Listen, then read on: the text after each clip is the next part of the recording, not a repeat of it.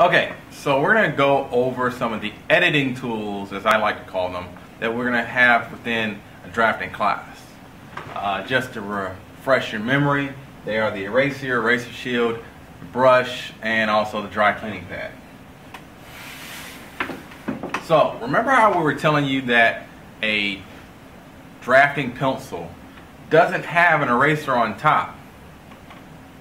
Well, you can always get an eraser to help you out with whenever you need to erase. Now, I typically go with a white Magic Rub eraser because a white eraser leaves what type of smear on your paper when you erase it? White. Because typically you grew up with a pink pearl eraser, and when you erased with it, it probably left a pink smear on your paper. So you don't want to do that, okay? So get like a white Magic Rub eraser.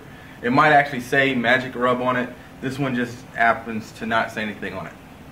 Another tool, which is pretty nifty to have, is an eraser shield. An eraser shield looks like this. It's a very thin piece of metal, and notice the gaps that it has in it. Well, what you do with it is you find a space where, let's look at this eye. This eye looks like I wrote it twice. I actually did. Well, I'm going to use my finger as my eraser right now. So I'm going to find a slot that I like to erase, and it's a small unwanted area. I actually like this one better. And I erased within it. And now my eye looks a little bit thinner.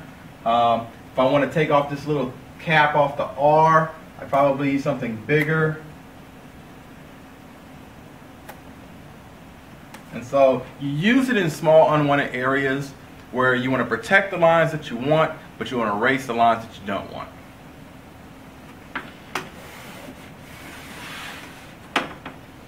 Okay, the last two are the drafting brush and a dry cleaning pad. Well, a drafting brush looks like a brush. It's meant to help sweep away eraser residue. So you made a mistake on your paper, and then you start erasing, and then as opposed to using your hand, which has oils in it and sometimes sweat, and will probably smear your paper, use a brush. Okay, and it sweeps away eraser residue. It also sweeps away extra lead that you might have had on your paper. The last one is a dry cleaning pad. I have one right here in my hand. Looks like a hacky sack. Okay, well, in it, what you would do is you activate it and just start working on your paper. Of course, this is a board, not paper, but it's going to pick up lead smears and smudges. And yes, it will pick up some of your drawing, but it won't erase your drawing. It'll still leave it light enough for you to go back over and darken in. It'll pick up soft leads easily. It'll also pick up leads that you didn't think that were there, stray marks that you might not have realized.